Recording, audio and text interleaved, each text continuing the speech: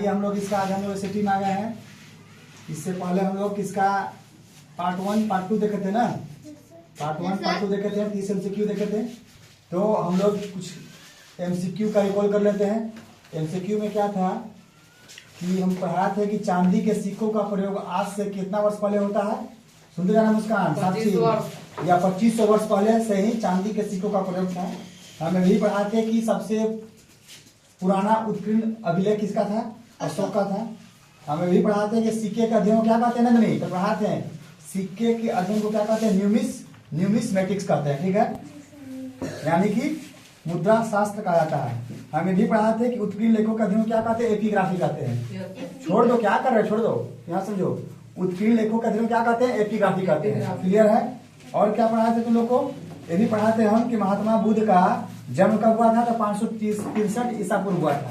हमने भी कल पढ़ा था छोटा बड़ा क्वेश्चन कि एडी का फुल फॉर्म क्या होता है, एमिनो डोमिनी, सी का फुल फॉर्म क्या होता है, कॉमन एरा, और बीसी का फुल फॉर्म क्या होता है, बिफोर कॉमन एरा। ये सब पढ़ा चुके थे हम लोग, है ना। इसको देख लीजिएगा आप लोग। आज हम लोग पढ़ेंगे इसका एसएटी बोले तो शॉर्ट आंसर टाइप क्वेश्चन। ये क्वेश्चन आपके एग्जाम के लिए और specially for those student who are in the class 6, उनको ये क्वेश्चन हेल्प करेगा। दिस क्वेश्चन भी हेल्प अस, और जो भी इस वीडियो को देखेंगे उनको भी ये हेल्प करेगा क्वेश्चन, क्योंकि ये क्वेश्चन जो है किताब से बनाया हुआ क्वेश्चन है। तो हम लोग स्टार्ट करते हैं। आज इसका एसएटी का पहला क्वेश्चन है, चैप्टर का नाम जान रहे हैं, कब, कहाँ और कैसे है। तो पहला क्वेश्चन, वास्तव में इतिहास में किसकी भरमार होती है। तो देखिए वास्तव में क्या बोलते हैं, एक्चुअली बोलते हैं। क्या बोलते हैं, एक्चुअली, ACTUALY, मतलब क्या होता है, ACTUALLY, एक्चुअली। तो एक्चुअली में इतिहास जो होता है, इतिहास में हमें किसकी भरमार मिलती है पता है। इतिहास में हमें घटनाओं और क्या कह सकते हैं कि तारीखों, घटनाओं, विशेषकर राजनीतिक घटनाओं की भरमार होती है। सिंपल भाषा में इतिहास में तारीखों की भरमार होती है, घटनाओं की भरमार होती है। कौन सा युद्ध कब हुआ, हो ना, कौन कौन युद्ध हुआ, कौन कहाँ कराया था, कब बना, क्यों बना, है ना। ये सबसे भरमार होता है इतिहास। आगे देखो, धरती पर जीवन का अस्तित्व कब से है। देखिए धरती पर जीवन का अस्तित्व कई लाखों वर्षों से है। याद रखना प्रिंस, धरती पर, नंदिनी कुमारी, धरती पर जीवन का अस्तित्व कब से है, लाखों वर्षों से। एग्जिस्टेंस बोलते हैं, अस्तित्व क्या बोलते हैं, एग्जिस्टेंस। याद रखिएगा, एग्जिस्टेंस बोलते हैं, ठीक है। स्पेलिंग देखना, एग्जिस्टेंस, ठीक है। आगे देखिए, इतिहास किसे कहा जाता है, तो सिंपल भाषा में इतिहास बीते दिनों के मानव की कहानी को क्या कहते हैं, इतिहास कहते हैं। यानी जो पास्ट बीत गया मानव कहानी, क्या बोलेंगे हम, इतिहास बोलेंगे। इतिहास क्या है, इतिहास क्या है, इतिहास अतीत को समझने का प्रयास है। इतिहास क्या है, अतीत मतलब क्या, पिछले, मतलब कि आज से जो पिछला जो भी घटना हुआ उसका समझने का क्या है, प्रयास है इतिहास। आगे देखिए क्वेश्चन 5, इतिहास से हमें किससे परिचित होते हैं। इतिहास से हम किससे परिचित होते हैं, तो इतिहास से हम कह सकते हो कि घटनाओं से परिचित होते हैं। और क्या हो सकता है, इतिहास से हम क्या कर सकते हैं, जो घटना कब हुआ। इतिहास से हम भारत पहले कैसे बटा हुआ था, भारत में क्या था, औपनिवेशिक काल में भारत क्या था, ये सारी जानकारियां हमको इतिहास से समझने में मिलता है। तो इतिहास से हम लोग का भारत का संस्कृति कैसा था, लोगों का रहन सहन कैसा था, ये सबसे हमको क्या मिलता है, परिचित होते हैं। समझ गए, इतिहास यही बताता है। आगे देखिए, भारत में लाखों वर्ष से लोग किस नदी के तट पर रहते आ रहे हैं, तो बताएं किस नदी के तट पे, नर्मदा नदी के तट पे। याद रखिए, नर्मदा, क्या बोलेंगे, नर्मदा नदी, याद रखिएगा, समझ गए।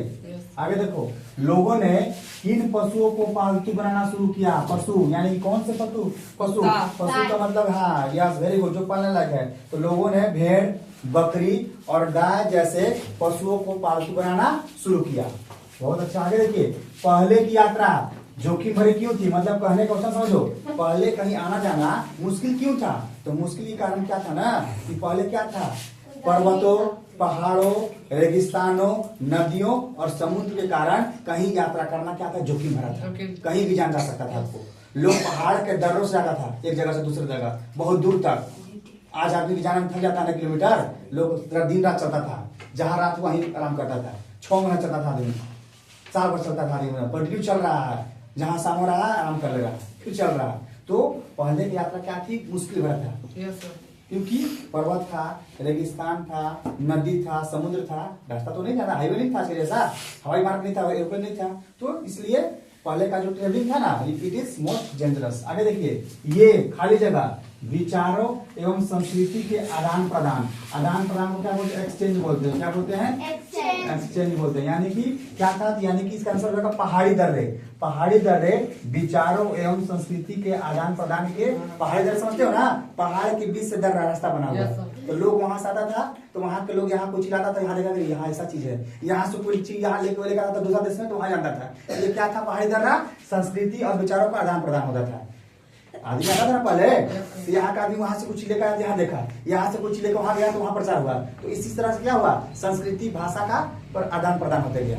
आगे देखिए, भारत नाम का प्रयोग किनके लिए किया था? तो देखिए, भारत नाम का प्रयोग जो था ना, सिंपल भाषा में क्वेश्चन देखो 10 का रहा है कि भारत नाम का प्रयोग जो था ना, वो उत्तर पश्चिम में रहने वाले लोगों के समूह के लिए किया जाता था। उत्तर पश्चिम में जो लोग रहता था ना, उनके समूह के लिए हम किसका नाम प्रयोग करते थे? भारत का। आज भारत पूरे देश के लिए होता है प्रयोग। आगे देखिए, इतिहास की जानकारी का एक सशक्त माध्यम क्या है? तो इतिहास का जानकारी का सशक्त मतलब क्या? बहुत ही अच्छा माध्यम क्या क्या है? पुस्तक, है ना? क्या है? पुस्तकें। कौन सा माध्यम है? पुस्तकें। सिंपल भाषा में क्या होगा? पुस्तकें जो है वो सशक्त माध्यम है। आगे देखिए, पुरातत्व, क्वेश्चन 12, पुरातत्व विज्ञान किसे कहते हैं? तो पुरातत्व विज्ञान किसे कहेंगे ना? प्राचीन काल में जो भी अवशेष, देखो अभी कोई अगर खुदाई करोगे तो मूर्ति निकलेगा या कोई औजार निकलेगा, निकलता है, उसी को बोलते हैं पुरातत्व विज्ञान। यानी कि प्राचीन काल के अवशेषों के अध्ययन को क्या बोलेंगे हम? पुरातत्व विज्ञान कहेंगे। बोलिए कि पुराने जमाने जो चीज मिलता है ना, उसका अध्ययन करते हैं, कब बना था, कैसे बना था, उसका तरीका क्या था, उसी का अध्ययन क्या बोलेंगे हम? पुरातत्व विज्ञान बोलेंगे।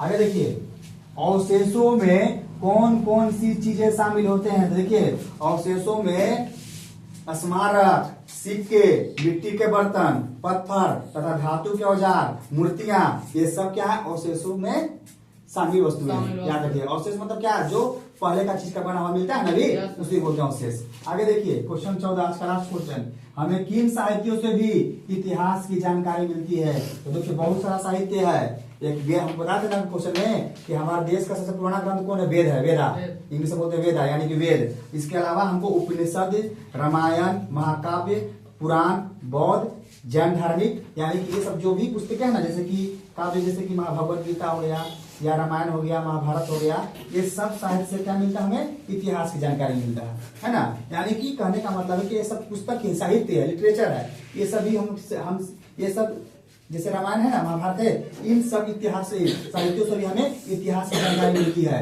कि लोग का पहले रहन सहन कैसा था, इतिहास पहले का कैसा था। ये सब आप लोग क्वेश्चन को देख लीजिएगा और इसका टिक हम लगा देंगे, और इस क्वेश्चन को आप लोग देखिएगा और समझिएगा। रटना वाला क्वेश्चन समझना है, समझ के लिखना है, ठीक है?